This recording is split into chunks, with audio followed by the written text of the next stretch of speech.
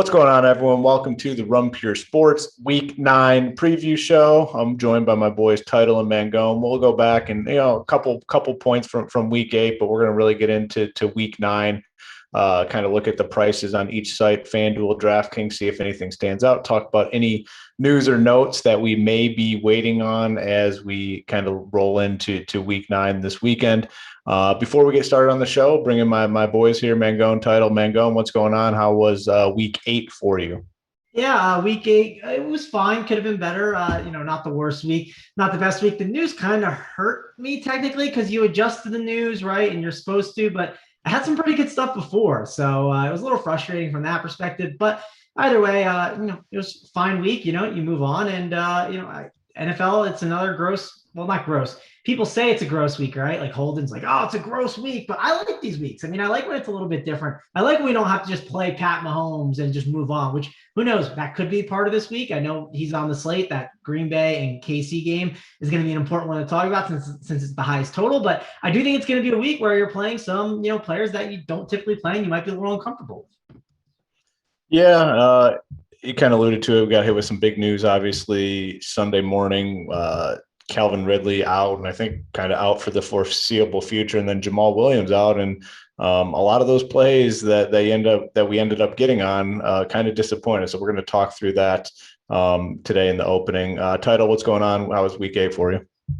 Yeah, FanDuel absolutely smashed. Very good over on FanDuel. DraftKings, on the other hand, not very good. So 1-1 on the sites, but overall it was profitable, so I can't complain. Decent day of football, but yeah, the news definitely Jamal Williams, Calvin Ridley. It was like NBA lock. I mean, you don't see that very often. Two big surprise like that changed the slate for sure. But yeah, and you kind of, if you're in our situation, doing this for a living, you kind of like those situations. I mean, that's kind of what you live for. You get that news in NBA 15 minutes before lock, like you're excited because, a lot of people just can't react to it in time. And, our brains are kind of trained a little differently. So you kind of get that situation in NFL this week where Calvin Ridley is going to be out for personal matters. And then Jamal Williams going to be out as well. And the first names that kind of come to mind, obviously, Ridley's situation, you're going to look at Kyle Pitts, you're going to look at Russell Gage, you're going to look at Cordero Patterson. Now, 2 out of those 3 completely busted. Pitts sucked. He dropped a pretty deep pass that he should have caught. And then Russell Gage, I think, was on the field every single snap and did not record one catch. And, that's kind of what you get with these bad teams. I mean, these bad teams are just, they're not good. And, the Falcons were a disaster offensively. Cordero Patterson, hard to play on FanDuel. I got to him on DK, like a lot of other people. He's very, very popular, and he did well. But the other 2, completely crumbled in the situation. And then you got Jamal Williams, who was ruled out, and you just kind of assume that DeAndre Swift is going to be the guy to handle all the carries, which basically was the case. Well, the problem is the Lions freaking suck. And they were just so non-competitive in that game. He didn't have a chance to score, and he didn't have a great game. So a lot of the guys that ended up getting on kind of turned into bust. But ironically for me, I haven't been great on the main slates. I definitely have been pretty open about that. It's the best week I've had this season on both FanDuel and DraftKings. So it's just weird how it all works. Getting on guys that busted, still doing okay. I mean, the thing is, those guys were all very, very popular. Title, just kind of talk to me about that process on Sunday morning. Yeah, Jalen Hurts, I went with on DraftKings. I know you ended up going with Wentz, which is a big thing. He was popular. I mean, it was a very chalky week overall. I continued to play Cooper Kupp on both sites, and he continues to do what Cooper Kupp does. So that was a big thing. He was still under 20% on FanDuel, something around about 20 on DraftKings. Absolutely love to see that. Cordell Patterson had a good day. Swift, yeah, Jamal Williams news. Just felt like you had to play the man. Daryl Henderson was very popular on both sites too. Thought you had to play him as well. Dan Arnold on DraftKings, I thought was a lock. I mean, he was 2,800. You wanted to save all the money in the world. I like going to that. I didn't get to Godwin. I couldn't find the money to get to Godwin. I went Higgins, and I don't even know who else I went. I'd have to go back and look. But Godwin was popular. He was a great play, good price tag. I just couldn't fit him in my build, and he absolutely smashed too, which was one of the big reasons on DraftKings too. But yeah, the news got me on Cordell Patterson, which I already liked him as a play. Then I thought he became pretty elite, not a must, but an elite play. on FanDuel, I faded Pitts. I need to save money a little bit. He was very popular. He busted, which helped. I didn't even end up playing Diggs too. He got there a little bit with 12, but I had the money for Cup, which went well. So that's where I got away for some of the chalk that busted on FanDuel a little bit, whereas DraftKings, the chalk that I didn't play hit. So that's kind of how the day went. Sitting here talking on mute. Never a good way to start the show. Mangone, yeah, kind of just talk to me about the Ridley, Jamal Williams news and how it impacted your decision making Sunday morning.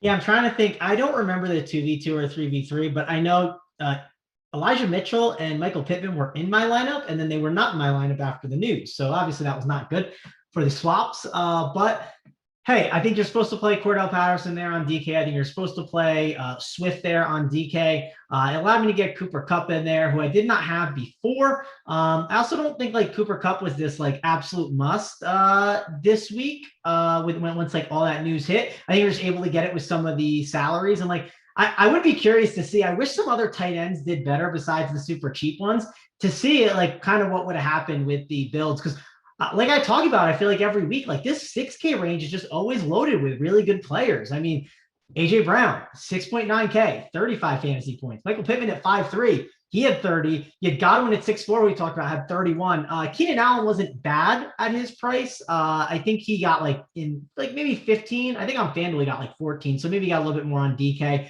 Don't remember his exact one, but there were all just a lot of plays that absolutely went off, and especially those 6K running backs. And you even had Carter at 4.9K get 32. He's like one of the highest scoring guys on the day. So I wish some other tight ends, like just in tournaments looking at this, I wish some other tight ends would have had some higher scores. Like if Kyle Pitts would have got to, I don't know, maybe like 16, like what would have it looked like? Obviously, Dan Arnold getting 15 on DK was massive for a lot of those teams. That kind of helped like a Cooper Kupp at the raw points get in there. That's at least tournaments we're talking. Not FanDuel, cash games. Cooper Kupp, obviously, just like the raw points were just so valuable. And it was him over Derrick Henry in the end, right? Derrick Henry got hurt, didn't have that big of a score. And Carson Wentz came out, right? Big T's boy, the MVP. So good to see him have a nice little day. I'm sure we'll talk about Carson Wentz, this week for Showdown. I'm sure Run Pure will be all over him on the Showdown stuff hoop, right? He'll be on the Showdown show. Big T will be talking him up. Oh, MVP Wentz. We can put him in the MVP spot. No one's gonna play him. I mean, we're just gonna have to deal with that on Thursday, am I right, Hoop?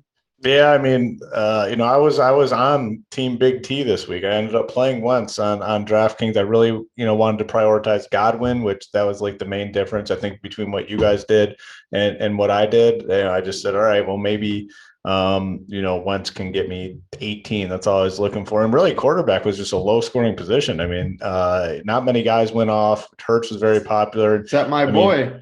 Finally got my boy right on FanDuel, Josh Allen. Yeah, Josh Allen. Sketchy for a while, but finally got there for me. We're all on Josh Allen, I think, and that worked out very, very well.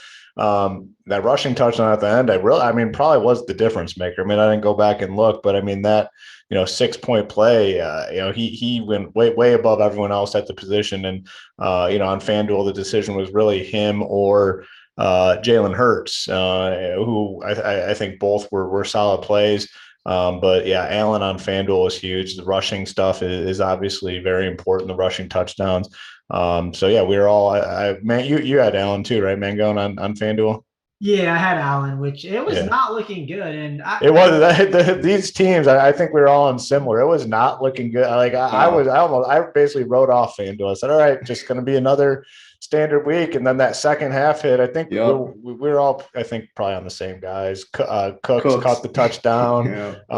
Who else was on that team that just, it was Elijah Mitchell got there in the second half. Elijah Mitchell went off. He was popular, I actually had a team in tournaments that like I was like, I just need Elijah Mitchell and Cooks to do something. And like, this team's good. Like I was just looking at the top. I was like, and then Cooks caught one, and then Elijah got his. I was like, oh, this team's live. And actually, I finished like 19 points out with Mike Evans while everyone else had Godwin. So I was like, just like praying that we get the Evans over the Godwin game in tournaments. But it's funny. I even texted Big T about it. I was like, I don't do MME that much, right? I was like, am I supposed to swap here? Like, I feel like it's just trust the numbers. Like, this is what the team is.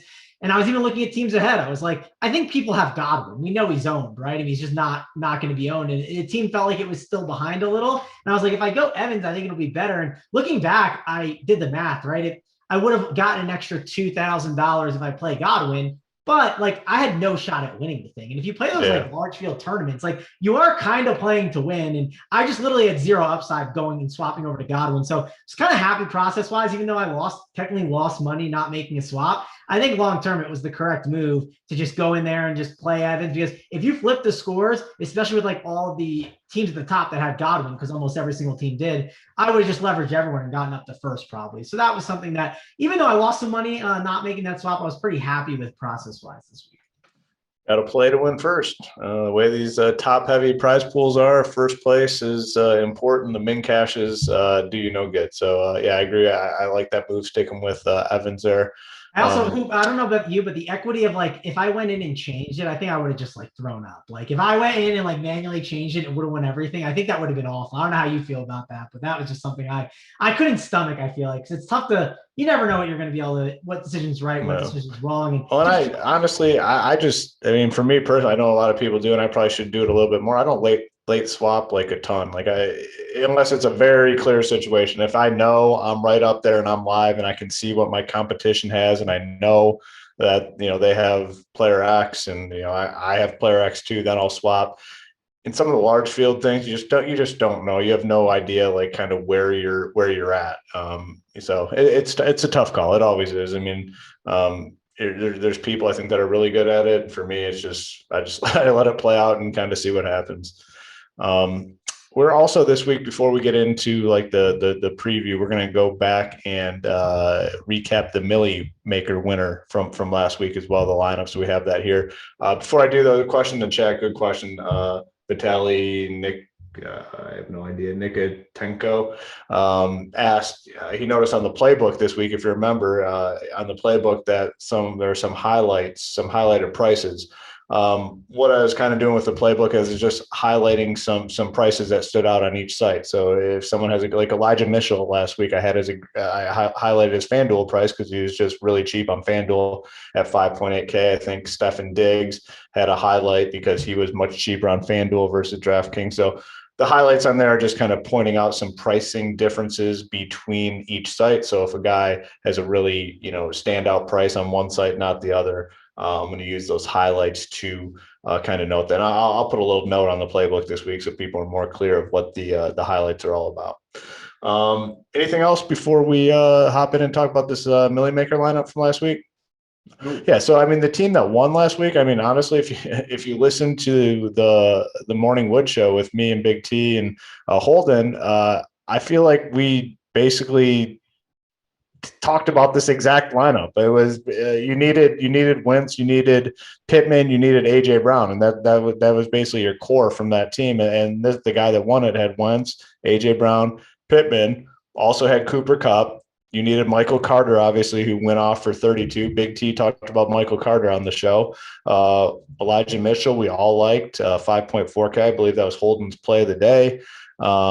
Chris Godwin, obviously very strong play at Seahawks defense here. And then, the low-owned tight end in Freiermuth, he got 14.4 fantasy points. And honestly, to me, this is one of those weeks where I look at this lineup and I'm like, damn, like that lineup makes a ton of sense. It was not like a super contrarian lineup. Everything made sense. They had one main game stack, not really a game stack, a 3-man stack in the same game with Wentz, Pittman, AJ Brown, and then it was very logical plays filled in. I think nothing looks too crazy. They're just a very well put together lineup. It is the first thing that kind of stands out to me. There wasn't any 1% wacko plays. Like every play in this lineup, I think made sense to some degree. That's kind of the one thing that stands out to me. And that's usually not the case in these large field Millimaker type contests. Like you see the off the wall random plays. This is a week where I think this lineup just makes a ton of sense. And there's nothing that stands out as like a bad correlated play or anything like that. Mangone, how are you kind of seeing this lineup here? Yeah, I mean, this team does feel pretty perfect, right? It just, a lot of people were living in the range of the mid-tier running backs, and this lineup just says, hey, I'm going down to the cheaper running backs. It lives in the mid-tier of the receivers, which is good. It also goes up to a Cooper Kupp for the raw points, gets that nice game stack, and it makes a slight pivot off of Dan Arnold to Freiermuth for a little bit. And it's a good team. A lot of people were gravitating towards Jalen Hurts at quarterback, and it just goes down to Carson Wentz. It just does like all like the simple like leverages, pivots, has one small game stack. And I think it's really good. And if you think last week is similar to this week, I don't mind trying to find a team that's similar to this. Like one thing you do in the lineup builders, maybe you don't go on like the full on game stack if you think that there's some pretty good spots that you can go to, especially when you get, I know they're not on the team, right? The Cordell Pattersons and the Swifts, but if you feel like you have a lot of just strong value, which I feel like you've had in the mid tier on DraftKings, you don't have to go a Carson Wentz, a AJ Brown, a Michael Pittman, and you don't have to throw in Jack Doyle out of nowhere, right? Or you don't have to throw in Doolin or Zach Pascal. I know it's not the best example, but I think, like for instance, with the Packers, you don't have to go, Aaron Rodgers, Devontae Adams, maybe you go like Travis Kelce and like some really, really dirt cheap receiver on the Packers, right? Like a Randall Cobb. I don't think you need to just throw that in there this coming up week, because I think this week is one of those where that game stack all the way is not going to work. I think this like skinny stack thing where you just go the one quarterback with the two receivers is kind of the right way to go. And last week I kind of felt that way. I set a rule on FanDuel where I said I wanted no more than three guys, including the quarterback on my team. And I think I'll probably set that again. Obviously, we have news to come and we have to wait for, but I kind of think that was the right approach this week. And it looks like it was with the winner. Yeah, that's kind of been my lean in these larger field tournaments when I'm stacking. Like for the most part, I want a quarterback with like one receiver and then someone on the other side. I think that is the most optimal way to do it. Some teams, yes, it might make sense to play a second pass catcher, but with this Colts team, if you watch them, you just know Wentz has been just locked in on Pittman. That's been his man, and they look damn good together. So I really like Pittman, and yeah, like you said, like okay, do you really want to jam in like a Doyle or a Mo Alley Cox here? Like I guess you can, but my lean right now is to, quarterback, one wide receiver, and then another wide receiver coming back. And I saw a lot of people kind of played this team, but also included Jonathan Taylor. It was a somewhat popular team in the high stakes stuff that did well. Smaller field stuff, I think you can get away with it, but in like the larger field stuff, you're not. I don't think that's the right way to go. Title thoughts here on this team. I mean, it seems like pretty straightforward. One thing I will say, Cooper Kupp only 15%, 14.6%, the best fantasy player this season by far, the most fantasy points, crushing every week, only 14.5%. And you've talked about it a lot with Kupp. I know you've been riding him out in cash games. Obviously, it's worked out quite well, but very low ownership on the best fantasy player right now. That's what I'm saying. I mean, I've had a very, very good NFL year, and a lot of it has to do with just one man in Cooper Kupp because people just still aren't playing him.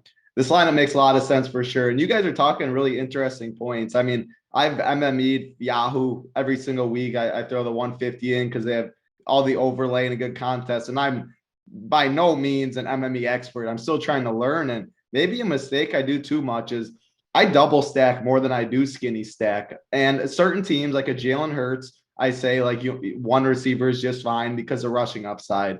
Like a Carson Wentz, it totally makes sense because he's very cheap. A Patrick Mahomes, I'll always double stack because when he does get there, it's more than likely two wide receivers or a tight end or something.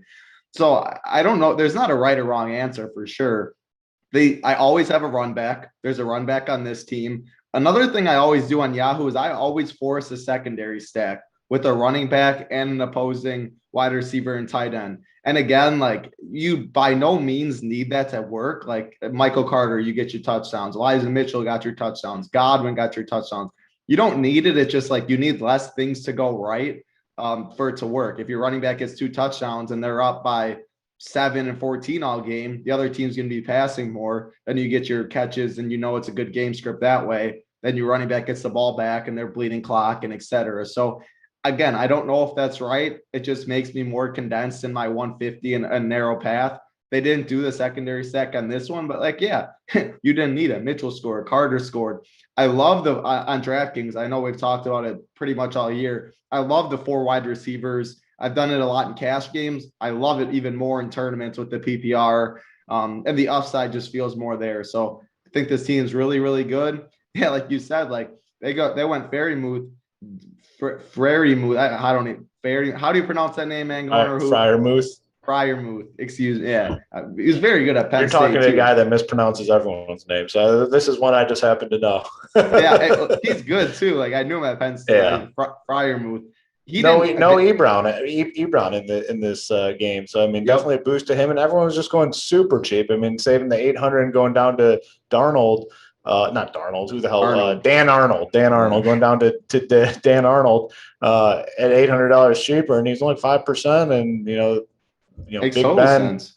Yeah. Yep. Yeah. I mean, Bruce Arians hit up Ben Roethlisberger when they made that draft pick because they're boys, right? He used to be with the Steelers way back when Ben was really good. And he said that Fryermuth is similar to, I don't know if it was Heath Miller, but it's one of those like tight ends that used to be there that like Big Ben loved. Like it was one of the tight ends. So Fryermuth is very similar to him. And like Big Ben was so excited to basically get him once he heard that. So when you kind of get that, kind of news that you hear, it kind of makes you think, okay, like Big Ben is really going to like this guy and kind of key in on him, especially with someone he trusts, like Bruce Arians tells him that. So I do think Fryermuth is definitely here to stay, especially if Ebron's going to be out longer. Yeah, I mean, Big Ben doesn't push the ball down the field either. He had a good game before. Like, it makes sense. I just pulled up the team that finished in second place, only 3 points behind, and was just a 2v2. The guy in second place went Dan Arnold and the Bills defense over Fryermuth and the Seahawks. So just right there. And then third place was very similar. Third place was different actually. And but, I was first and second. You look at third place though, like I was surprised to see first and second not have Eagles defense. Like both the teams, they had the 2,700, the first place team, 2,800 Seahawks. I mean, the Eagles D got you 21, like they broke the slate. But I mean, that just shows you don't need the stone nuts in football, especially to get there. But yeah, I mean, spending more salary for a little less points in Arnold and then not getting the nuts defense. What an impressive team. So he 150 maxed it too. So the other guys had defenses. It was only 1 point. I saw it was on. I know FanDuel was only 1.9%. I don't know what it was on DK, but I'm sure it was very low owned on 2.76. Yeah, and you also have to have like having the Michael Carter was really big, right? At 5%. That's another thing that helped kind of balance that out. So when like the defense does break the slate, it's like, what are the odds there's a Michael Carter and an Eagles D together? Pretty rare to find those two combos together. The third place had Nick Chubb at 7.9 and he lost by 4 points. Yeah. That is 5 lineups. Nick Chubb. Wow. I wouldn't forgive Nick Chubb for a while after that one, but yeah, very interesting. Good lineups up top though. Sometimes you see a bunch of one-offs and they all get there. And it's like guys like us will never build that lineup. Yeah, this is a lineup that is well put together. A very well put together lineup. I mean, you needed that mini stack in that Colts game. I mean, you needed Wentz, you needed Pittman, you needed AJ Brown coming back. I mean, that was going to be the key to anyone shipping, and that's what these guys had. So congratulations to the winners here. We'll kind of do this each and every week. Go over the previous week's winner, break down the lineup, and put some thoughts in along with it. All right, before we move on to the preview, please do us that favor. Hit the like button, hit the subscribe button. Helps us to continue to bring these shows for free on a weekly basis. We have a lot of free content. We have a lot of premium content as well. If you're not a member, you can use the promo code RPSHeater25. Gets you 25% off your first payment on a monthly package over at Run Pure Sports. And as we always say, right now is the best time to kind of get in and join the movement. We have so many different sports going. NFL, NBA, MLB playoffs here. We got a few more games left of that. We got the PGA, NASCAR, MMA. I believe it's a main event this week, right? A pay-per-view, correct? Big boy, Madison Square Garden. It's going to be a fun one. Yep. 2 5-round title fights. Yeah. Huge card. Yeah. I have revenge on my mind title after last week. Man, I'm still bothered by how that ended. Had some really good teams, all based off of your content too. Like I that's no joke. I do not look at anything else besides titles, playbook. Got me in the winner circle many of times. Was in line to ship a ton this week, and then that main event hit, and it was pretty painful. But this week, yeah, we're coming back for him this week. This week we're going to get full. I will say I did have a really good week. Still, I mean, I still made a good chunk. Should have bet a hell of a lot more, but this week we're getting revenge. We're getting the full shipper this week. I'm feeling it. So yeah, that one of many sports that we offer at Run Pure Sports, all the same price. We don't charge you as new sports start up. One price for every sport. Right now, if you use that promo code, you can give it a try for $75 will get you everything on the website, including the bet side. So one of the best values in the industry. Check us out, runpuresports.com, promo code heater or RPS. What is it? RPS Heater 25. Yes, I'm RPS usually Heater hosting. yeah.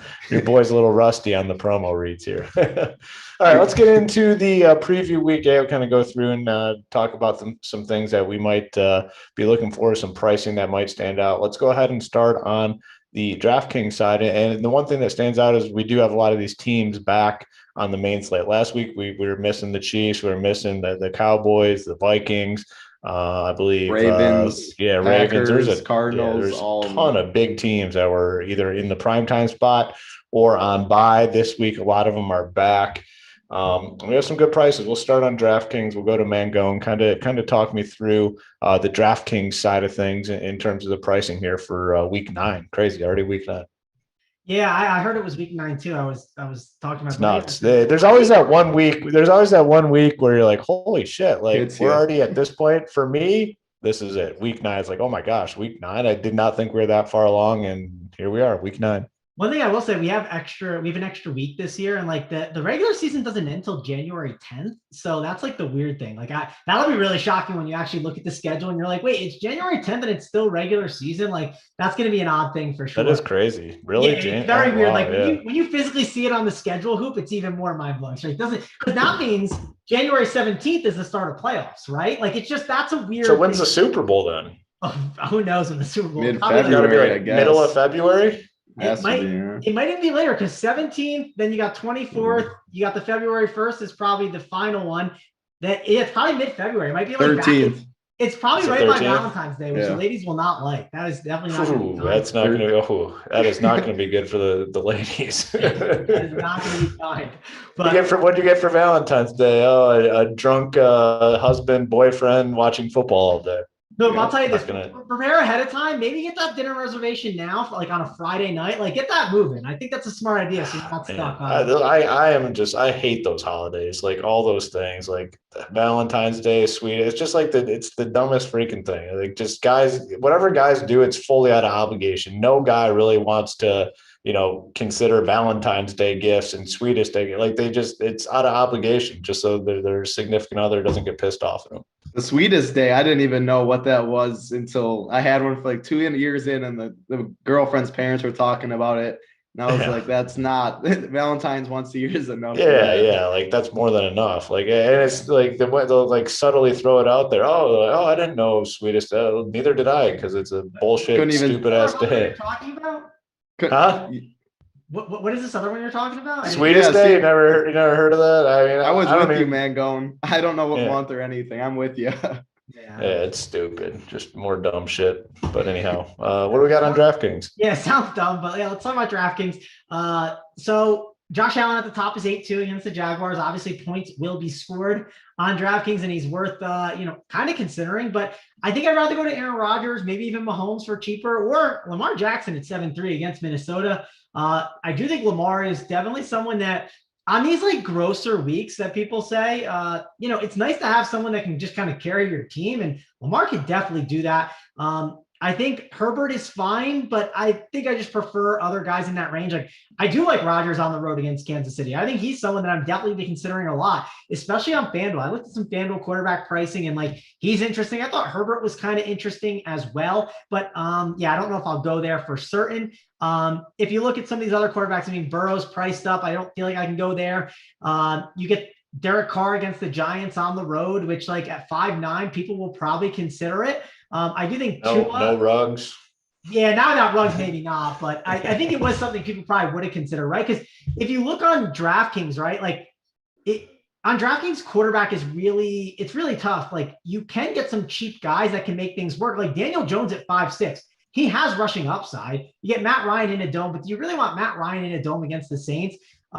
Trevor Lawrence will be losing all game against the Bills. It's at least not in Buffalo at 5-4. But the price gap, if you look at the price gaps on FanDuel versus DraftKings, it is something that we need to talk about, because on FanDuel, you can't go cheap, right? Like on DraftKings, you can go cheap because FanDuel, they make it a little tougher basically spend up on these pricier quarterbacks. They make you kind of play these studs. On DraftKings, you can play a guy like Tua, you can play a guy like Derek Carr. So I think that overall, on a site like FanDuel, you want to spend up for quarterback. On a site like DK, I think you can go up at quarterback, but I don't know if you want to go down for certain. I think it's more in play than it is on FanDuel. I'll say that. I agree with you on the quarterbacks. I mean, the way FanDuel's set up, you just, for the most part, you're just jamming these expensive quarterbacks in there. It's worked out all season long.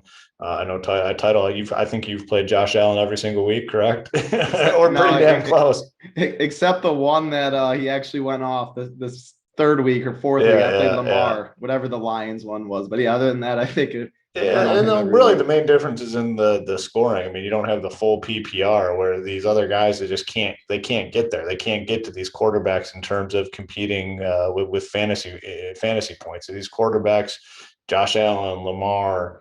I guess are we allowed to keep Mahomes in that category anymore? I don't know. Oof.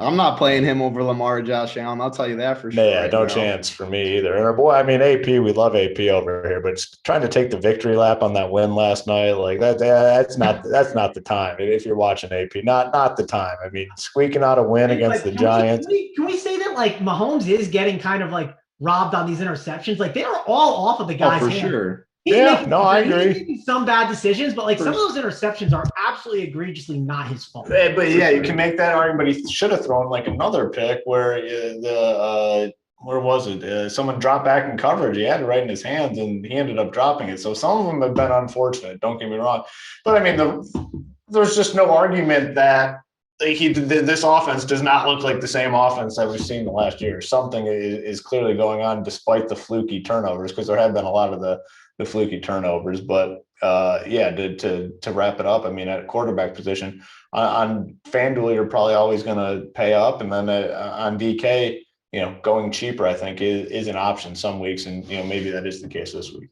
You know what is crazy? If we had and I know I'm like jumping to tight end real quick, but I was just curious. I was like, what is Travis Kelce's price? But Kelce was terrible yesterday. He actually did not get the Monday Night Football like downgrade, because typically like what happens is when you play on Monday Night Football, you don't get that bump in salary. He would have got a downgrade in pricing if this game was on Sunday. And we done a huge decision on this slate. Be like, Travis Kelce's 6'4". What are we doing with him on this slate? Yeah. That definitely would have been a decision to talk about. So it is interesting that we do not have that to make now on this slate, now that I think about it.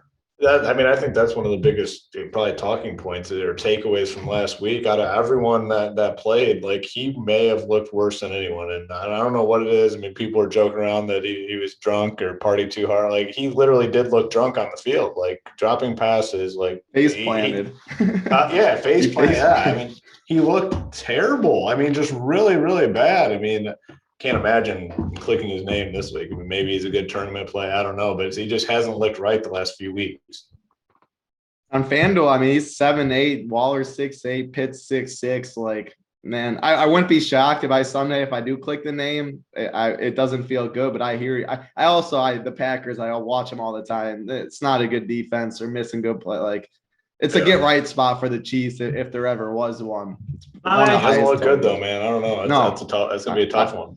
I'm with you. One thing that you said about, you mentioned Waller, right? And Waller gets the Giants, and we like jumped to tight end, but we may as well just like talk about it since we're here. But Waller like just played the Giants, and like the Giants didn't do well. So I wonder if like people just get worried to play Waller in this spot, even though Ruggs is gone, which wouldn't surprise me at all. People just said, well, Travis Kelce got locked down, so I'm sure Darren Waller will. I don't know. You guys think that's something that will be in the back of people's mind just because we saw it on Monday Night Football? Well, tight end's just been brutal this year, like top to bottom. You're just like, you look at the game logs for Kelce, for Waller, like Andrews, like there just hasn't been consistent tight ends top to bottom. So I think Waller's a concern. Kelce's a concern. Pitts without Ridley, I think strong, but I mean, we just saw what he did last game. Like tight end stinks this year. It does. Yeah, it truly does. And this week is going to be tough because these guys are all on the slate. Tempting price tags. It's going to be a big decision point, honestly. But it's these cheaper tight ends that have been getting the job done this season. So it definitely makes it makes the decision pretty difficult, because we're used to, especially on FanDuel, you kind of just jam jamming Kelce and Waller. This is the first week where I think it's a true decision as to what to do. So we'll see. Mangone, what do we got here at running back on DK? Yeah, running back on DK. So it's been the past couple of weeks. It's been like, hey, like these 6K running backs are great. So the highest priced running back is 8,200. Like that's just weird to see, Hoop, right? 8,200 for Alvin Kamara against the Falcons. It makes sense that you can go to, but because of the pricing, I don't know if you're gonna like go ahead and do that. We don't have Darrell Henderson at a cheap price anymore this week. Dalvin Cook against the Ravens is 7-7. Aaron Jones, Austin Eckler, all guys like you think are good running backs, but do you want to go to? I don't know. Joe Mixon 7-1. Ezekiel Elliott he gets the classic. Hey, you have a double-digit favorite running back against the Broncos at home. I mean, it checks all the boxes, right? But it is Zeke. And Zeke has had a good year. I mean, 7K price tag for Zeke, coming off kind of a lame game. I think Zeke is going to be a guy we look at 7K that we definitely have to seriously consider. We also have Cordell Patterson, 6'3", shorts against the Saints, but they're going to be trailing, and Calvin Ridley's not playing this week. So 6'3" for Cordell Patterson is going to be something that I'm looking at. And Nick Chubb, I mean, the one guy swore off Nick Chubb, you said probably title because it cost him a ton of money, but it's hard to swear off Nick Chubb at 6'7", even though it is DraftKings. I mean, we know what Nick Chubb can do. The problem is the Browns are just a little unpredictable where the touchdowns are going to go. So I don't know if I want to mess with Nick Chubb at that price. We have Chuba Hubbard against the Patriots, 6-1. Damian Harris has been amazing, and he gets a spot. It is on the road, but I mean, the Patriots are going to ride him out if they're leading, and you expect they're going to be leading in this kind of game. So there are guys that you need to consider, like Elijah Mitchell at 5.8K against the Cardinals. I don't hate it. I think he's definitely in play again. And overall, it's not the best week at running back like it has been. The past 2 weeks, it's been amazing in that mid-tier. But I still think there's enough options where you can get away with it, right? I think my two favorite leans right now, if you force me to pick just based on looking at salary, Ezekiel Elliott 7K feels like a pretty decent value play, as much as a value play as you can get. And then Cordell Patterson at 6'3" feels like a really strong 6K option that I'll look to go to. And then I'm sure maybe there'll be some guys that maybe emerge in this like cheap range, right? Even Tony Pollard, he's 4.7, which like Tony Pollard hasn't been amazing lately, but Tony Pollard does get work and could be an interesting tournament play if Ezekiel Elliott is somehow getting ownership and you want to leverage that a bit.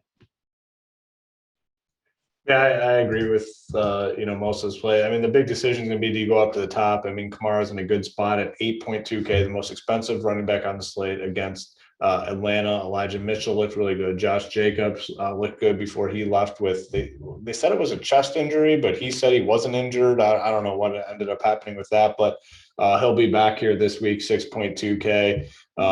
Darrell Williams, I mean, had a solid game last night despite not getting in the box. There's a lot of options, but like you said, these guys in the 6K range have really been the money makers as of late. Upper 5, 6K range, been very, very solid. I guess the last spot would be wide receiver. What are you looking at here?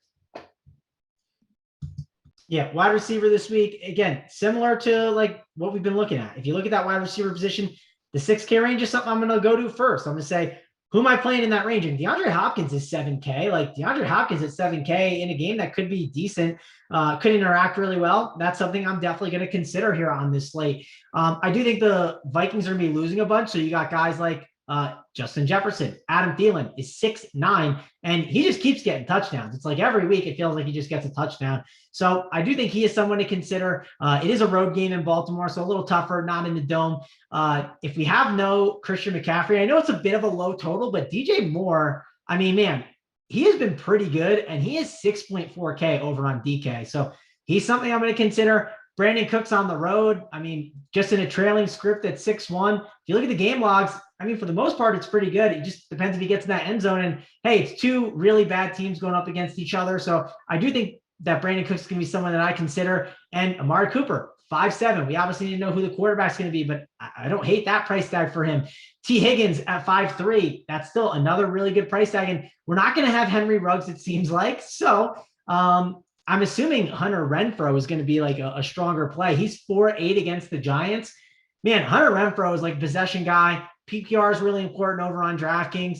I think he's someone that you're going to consider. And it can't be a show with us without mentioning our boy, Robbie Anderson, 4.5K. I think I'm done with Robbie Anderson. He did get hurt, which was unfortunate last week, but he almost got killed. Yeah, he almost got murdered. It was brutal, but poor Robbie. Don't think I'll be going to him. So this will be the week that he goes off. But Yeah, I think there's a lot of interesting options in the mid tier, and the highest priced guy is, it's Tyreek Hill. And I mean, Devontae Adams might be on the slate, but I don't know. He's on that COVID list, right? Do we know if he's going to be active? It says he's expected to return to practice on Thursday. And if he is at 8-2 against the Chiefs, he feels like he's going to be our best spend up option on the entire slate, right? Yeah, at 8-2, it's a great price tag for him. I mean, he'll be in the spot against the Chiefs. I mean, he should be able to have his way. And again, we talked about Adams coming off a down week, and going back to him. Well, he didn't play last week, so I'm just going to consider that a down week and want to get him in there. It's a really good spot, but a lot of good mid tier too. Like if Dak plays, Amari Cooper at 5.7 is a silly price tag. Our boy Keenan Allen. Got it done last week. DJ Moore 6-4. A lot of really good wide receiver plays this week, for sure. Kind of touched on tight end a little bit. Tight end's going to be a very tough decision this week. We got the big dogs, and then on DK, like Mark Andrews is 5.5. We got Goddard in there at 4.5. Arnold didn't go up all that much. He's 3.4. So a ton of tight end plays this week. That'll be pretty tempting. Let's move on over to FanDuel. We kind of already talked about the quarterback position, but it seems like it's a week where we're probably just going to spend up, which has been the case most of the season. Got Lamar Jackson at 8.3. You got Josh Allen at 9K, and for me personally, those two kind of lead the way, and probably a spot where I'll be on one of those two title. What are you thinking here on FanDuel? Yeah, probably Josh Allen or Lamar. If for some reason the 500 you just really need Jalen Hurts at 7.8, I wouldn't mind coming off an off game for sure. He only threw 14 times though. Game script was bad. The running backs got in the box, but he could have easily had a lot bigger game. But I agree. I want Josh Allen or Lamar. Going out to the running back position, nothing is set in stone for sure. Like last week, Kamara was cheap. Darrell Henderson was still cheap. Elijah Mitchell was really cheap. Like the pricing at running back seems pretty solid. Zeke at 8.2, I think is fine. Like Kamara 9.4, Zeke 8.2, probably the 1,200 savings. I wouldn't mind Kamara, I guess, at 9.4, but Aaron Jones 8.5, Dalvin 8.8. Like that's pretty expensive. Nick Chubb, I think, does have a good price at 7.6. Joe Mixon at 7.4, I think makes some sense. Cordell Patterson at 7K. I think, yeah. I mean, I like Pitts. I like Patterson. Ridley obviously is a huge bump up for these other pass catchers. Patterson, the Pitts. I think 7K is a good price tag. Damian Harris 6.6. I always like playing him on FanDuel more than DraftKings with the touchdown equity and the last of pass catching for him. So I think 6.6 is a fine price tag. If you're looking at a little value, Myles Gaskin at 6.1, Zach Moss at 6K, Chase Edmonds at 5.9. Like all those guys are kind of in a timeshare, but they all seem to be the number one, at least in the timeshare right now. So on a week that doesn't seem really clear, I think those three for value is fine. Like Elijah Mitchell's up there at 7.1. FanDuel did it right. So I think FanDuel, the running back pricing is definitely tough. Definitely make sure to listen to the cash chart on Thursday or the cash show on Thursday and then look at the cash chart. Wide receiver, definitely like wide receiver a lot more than running back. Tyreek's there at 8.5. Devontae's all the way up at 9K. So like I doubt I get to Devontae on FanDuel. DraftKings is a lot more appealing. We don't have Cooper Kupp on the slate. So I think Tyreek is probably the number one wide receiver with the price. I liked what they did with them last night. Like obviously, teams are doing a great job of taking away the long stuff. Well, if teams are taking away the long stuff, he can just eat all day long in that short little intermediate thing. Like that's what you have to do. And he can be just as valuable with all the short stuff opposed to getting some of these deep bombs. I really like what I saw at the time. And he looked healthy. The previous couple weeks, dropping the passes, you could tell that he just didn't look healthy. Last night, he finally looked healthy. Yeah, I get it to him in space anywhere, and he'll make plays. Like he can break off the long ones. Andy Reid, I mean, with how Kelsey looked too, Reid knew he had to get the ball to Tyreek. So yeah, 8.5, definitely like that. One of the most low-key receivers that has had one of the best years, Deebo Samuel. He's still sitting there at 8K, but the man just produces every single week. I think 8K against Arizona is fine. Stephon Diggs at 7.6 is still too cheap. They're implied for the highest total on the slate. They're over 31. If you're playing Josh Allen, I think Diggs, the combination is really good. Brandon Cooks at 6.8. We're expecting another trailing game script Actually, it's Miami, so maybe not as much, but he's by far Yeah. wide receiver one in that offense. So I think 6'8" is a good price tag. The Bengals wide receivers, I play them every single week. Chase 7'9", Higgins 6'6". I think both are very strong plays. CeeDee Lamb 7'5", DJ Moore 7'1", Keenan Allen 7K. I think all those guys are fine. If you're looking to save a little salary, you can go Jacoby Myers at 5'5". The guy, I mean, you guys play Robbie Anderson a ton. I play Jacoby Myers a ton. He just doesn't get it done, it seems. But price tag is there's some cheap wide receivers. I mean, Renfro is 5'6". love Renfro. Yeah, the Giants. I'm assuming Shepard's going to be out. I mean, it looked like one of those non-contact injuries that could last well. Kadarius Toney is only 5'7", so there's some cheap wide receivers this week on FanDuel to consider. Yeah, Tony. Renfro for sure. Without Ruggs, I think Renfro is definitely strong. Yeah. Jarvis Landry sitting there at 5'9". I don't think he's fully healthy, but he's 5'9", and he's by far wide receiver one there. Devontae Smith, if you want to go there. So yeah, there definitely is cheap options. I really like receiver this week. Tight end, I paid up every single week. I think any slate Kelsey's been on, I've played Kelsey. That hasn't been the best, hasn't killed, but yeah, this week's a decision. 7-8 Kelsey, 6-8 Waller, 6-6 Pitts. I imagine I'm still somewhere right in that range. Goddard, if I had to go down a little more at 6-2. Right now, I'm only really considering those four. It's tough though. I'm definitely not filling out tight end first. And then for defense, yeah, whatever you got the money with. Last week I full punted with the Jets, min price 3K. DraftKings, I played min price or 2.1K. Like I usually am punting defense. So it's an interesting week. Yeah, I think Cowboys defense might be pretty good. They're at home going against Denver. I mean, Denver's thrown in the towel at this point.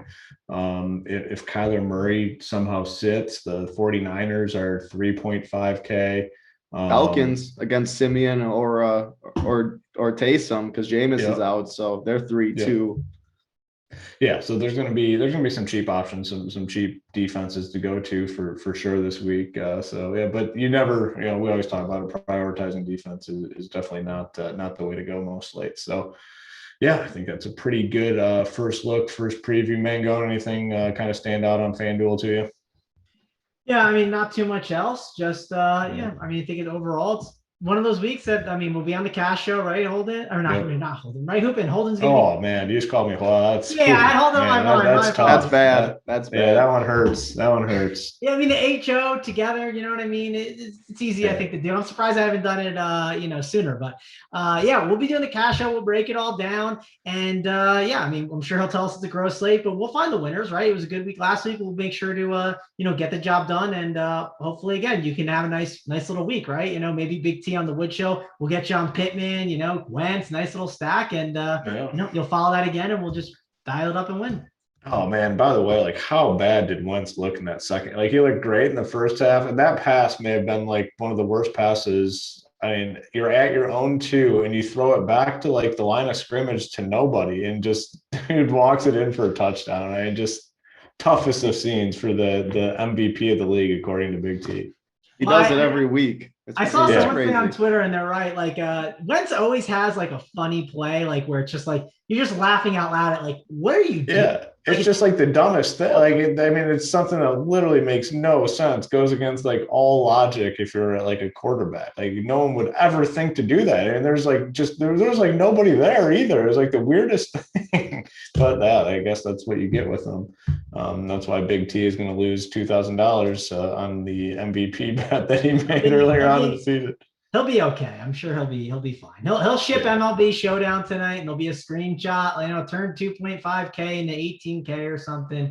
The MLB, the World Series stuff has just been an absolute printer, and I haven't played every slate, and I'm pissed off. Tonight I am playing. If you remember, make sure you go to the Showdown section, and you got Big T's player pool. So he puts his entire player pool up on the website, guys that he's playing.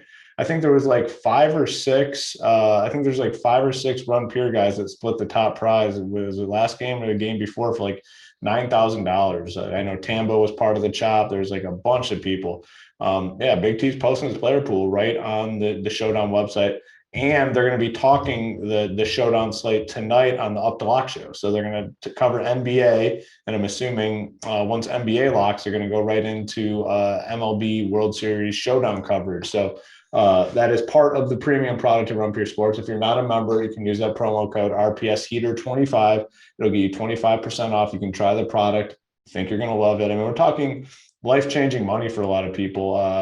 The guy that does our emails, he pulls up the screenshots, and he said every single day, so he does them like 3 or 4 times a week, every day he's gone in there and pulled screenshots. He said it's been over $500,000 in winnings, like from your members. And that is not bullshit at all. Like, people have been heating up, and it's a community. You get in that Discord channel, people are talking every single sport, every single day, throughout the night. So if you are a member, you're not in the Discord, make sure you get in there. A lot of winners are produced in the Discord. So a lot to like over here at Run Pure Sports.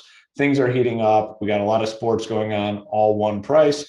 Use that promo RPS Heater 25. But like I said, on the Up to Lock show today, which is part of premium, they're going to talk the NBA slate, which has a ton of news that we're waiting on, which we'll talk about on the Hardwood show today. So they'll cover that as well. And then they're going to go in and talk MLB Showdown. So make sure you come on over and check all that out. But that's going to do it for the Week 9 preview. The rest of our content will start rolling out tomorrow and all throughout the weekend. So come on over and check us out. For Title, for Mangone, I'm Hoop. We'll be back next week.